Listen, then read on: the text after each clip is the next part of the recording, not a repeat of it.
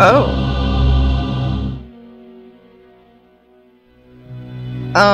Hi? Is she dead? She doesn't move a muscle, yet she sits upright. She's like a mannequin of human flesh.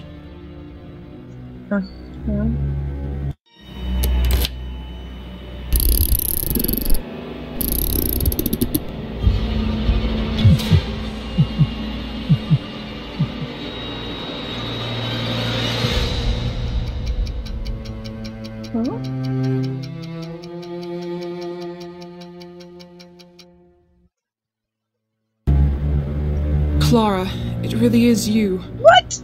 I was so certain I'd never see you again. You didn't wake up. I woke up. I've been wandering lost ever since, trying to find out what's going on. How are you feeling? Do you remember me? I have no memories of you, or of myself, but I found some notes lying around. I can only assume you're the one called Belladonna? I am Belladonna, murdered and reanimated by Dr. von Trauerschloss. At first a mindless mechanical doll, but I slowly regained control over my brain. And when the time was right, I broke free. I saw the doctor's body. Yes, I crushed his skull. Standing over his blood-soaked remains, I was free at last. But where did I come from? If he was dead, was it you who brought me back? Yes, my love. You were the only thing on my mind as I stood there, alone and victorious. I had secretly watched the doctor's process, and I desperately wanted to believe that I could get you back. I unearthed your grave and carried your dead body down to the laboratory. I did everything right, to the smallest detail, but you didn't wake up. And my time was running out. I can't turn my own key, and now that I was alone in the castle, I knew my life force would run out quickly.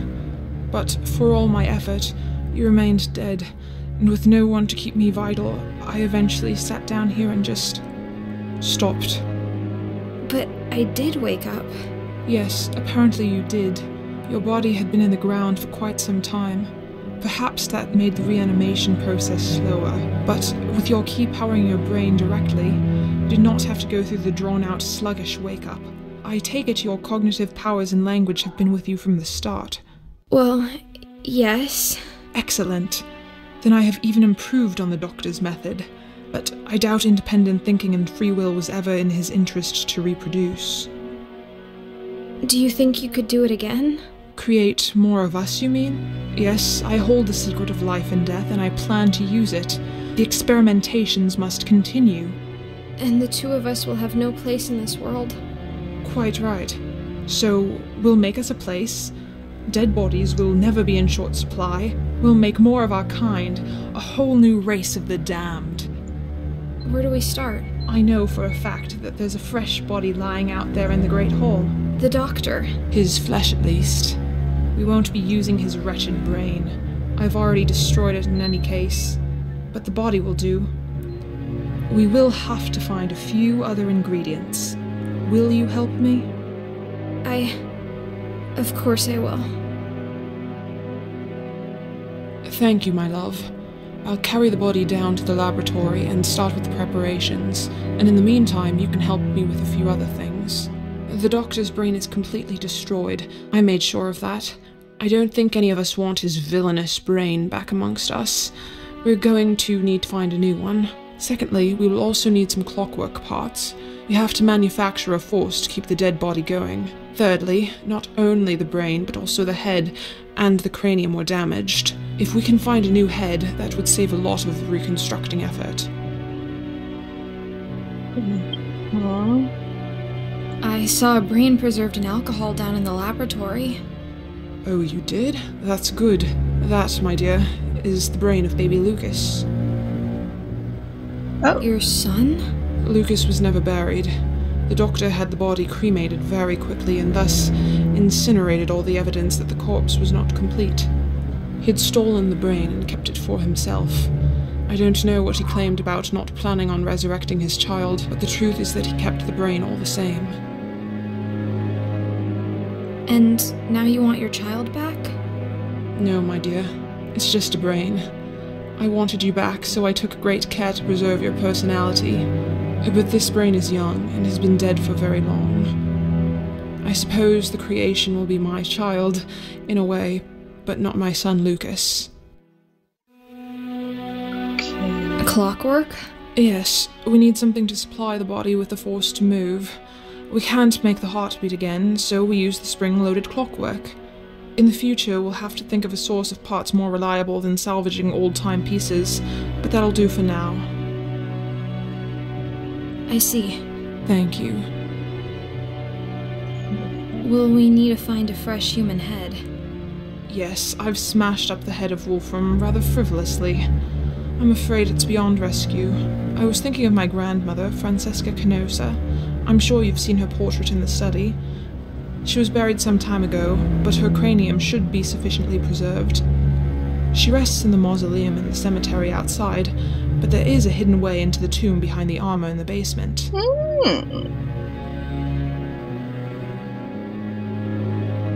Your grandmother.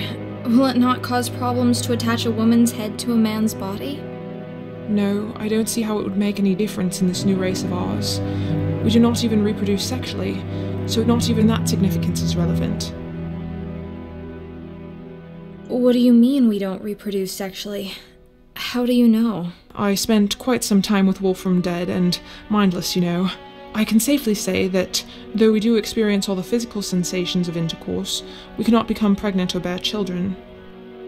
I see. I'll go take a look behind the suit of armor. Thank you. Some things have been puzzling me. What is this I'm wearing? Did I used to have hair? You had beautiful hair. Unfortunately, I had to shave it all off in order to operate on your head and open your cranium. Yet, you're not bald. I was revivified directly after my death, when my body was still fresh. You, my dear, had been in the ground for quite some time. I had to reconstruct large parts of your decomposed corpse. That explains the metal construction holding together my skull. I have my fair share of screws and bolts myself, but they are carefully hidden. I opted to sacrifice your pretty hair so that I could work more on preserving your brain, something the good doctor did not do for me. Will it grow back? I don't rightly know. Maybe. We'll have to wait and see. I want to ask something else. I'm here for you. What is this I'm wearing? I'm so sorry about that. I covered you in scraps and bandages I found in the laboratory. I had to cut open and discard most of what you were buried in order to stitch you up.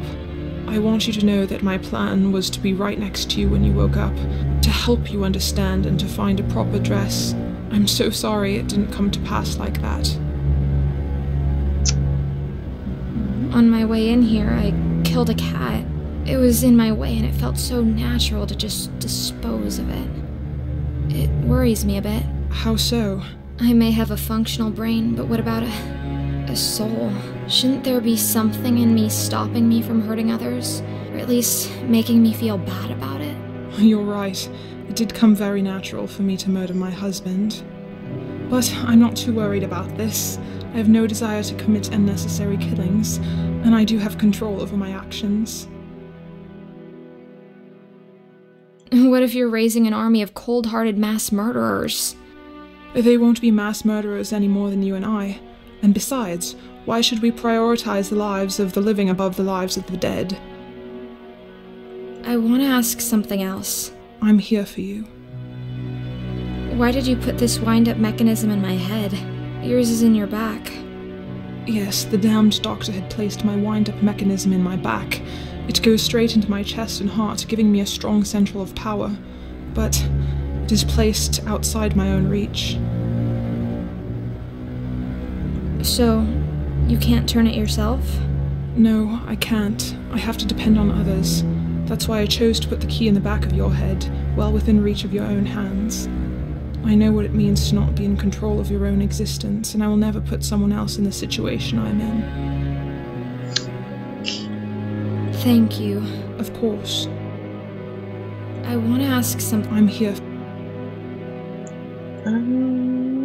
Okay. I'll start looking for the objects then. Thank you. Come talk to me if there's something you're unsure about. No, we don't want to look at them. Okay, so there's that. I thought we were Belladonna, but we're the maids. We're Clara. Interesting, interesting. No, I don't want to look at the bookshelves. Again, I do that every time I walk through here. We want to...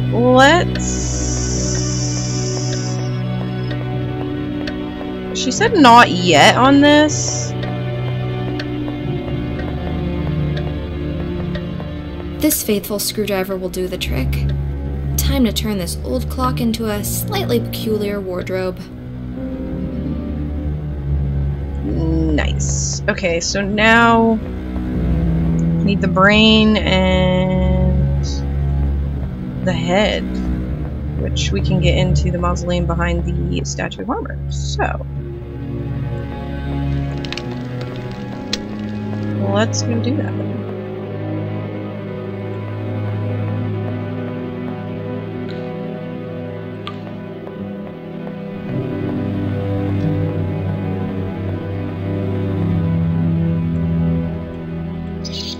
Down.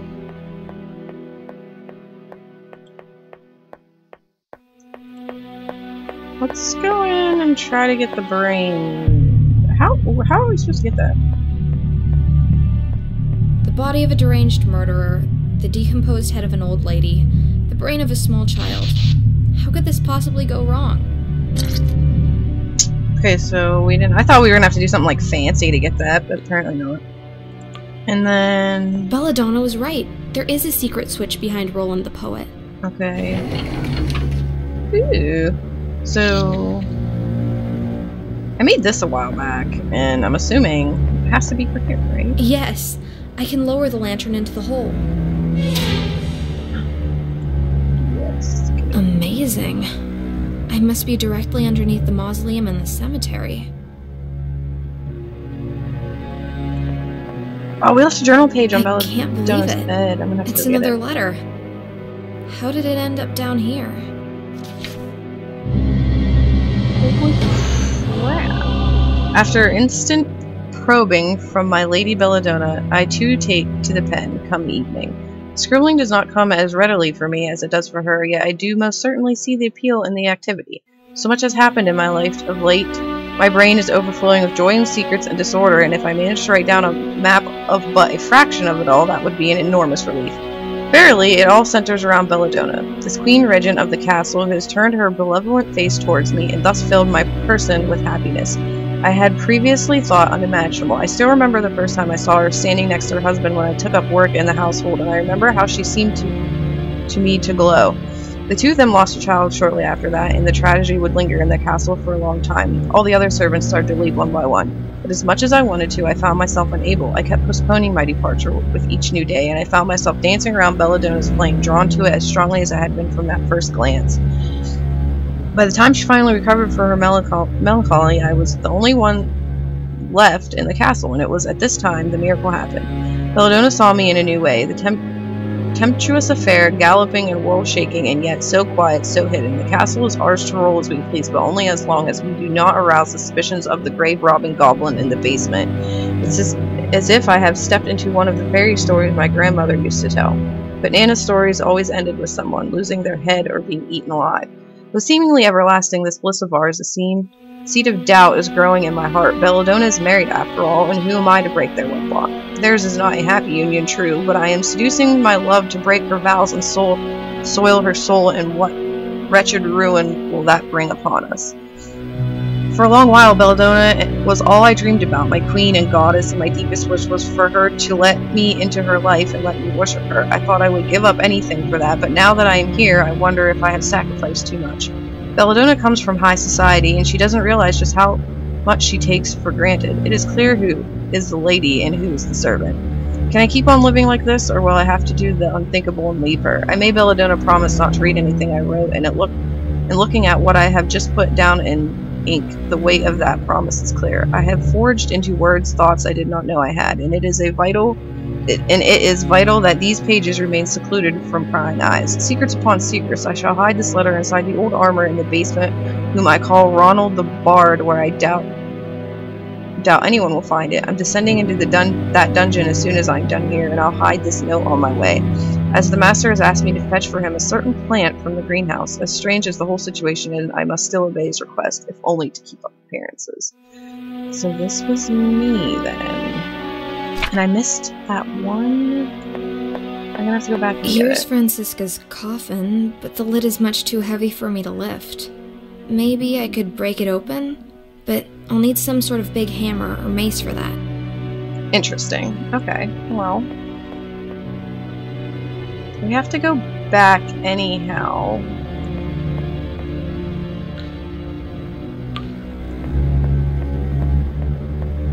To get that letter.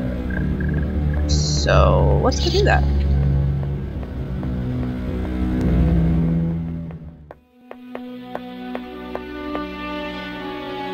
Alright, so we're back here. And let's get this letter. A note. Failure. The attempt was a failure. I could not lure my lost lover back into her deceased corpse. All my preparations in vain. All alone now. No one to turn my key. Okay, so now we have all the pages. And we need to find something to bust the sarcophagus open.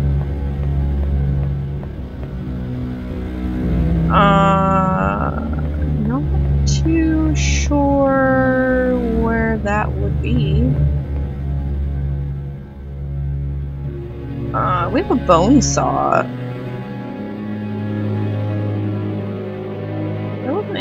No, the living room's empty. I keep thinking that the living room is an important room, and it's really not. All you get out of it is the letter. Let's go.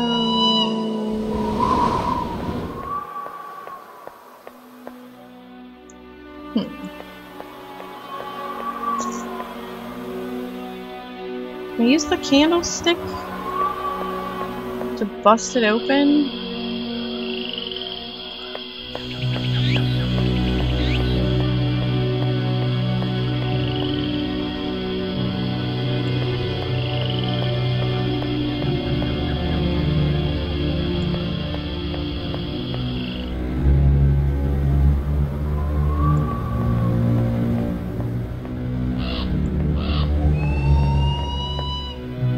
Let's try the candlestick on it.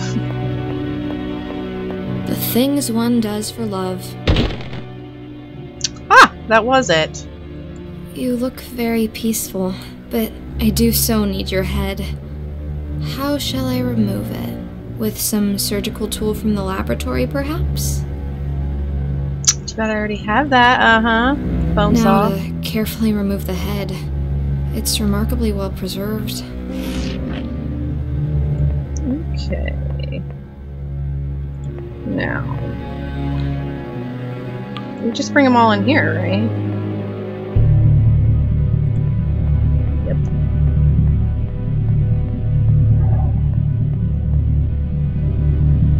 So do I... I'll let Belladonna handle that. Okay. Here you go. Thank you, dear. Thank you, dear.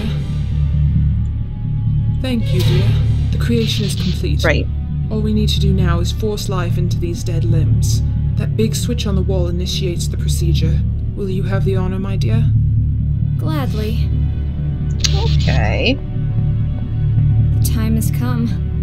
I've wanted to pull this thing since the first time I saw it. Really has, though.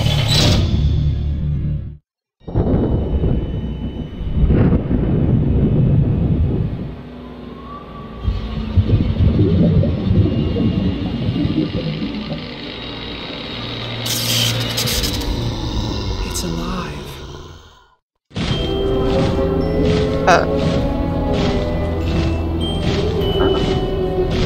Well, that was Belladonna. Belladonna, whatever. It was good. I liked it. It was short. It wasn't very long, but it don't necessarily have to be, right? Yeah. That was Belladonna, so let me know what you guys think, and we will see you next time. Goodbye!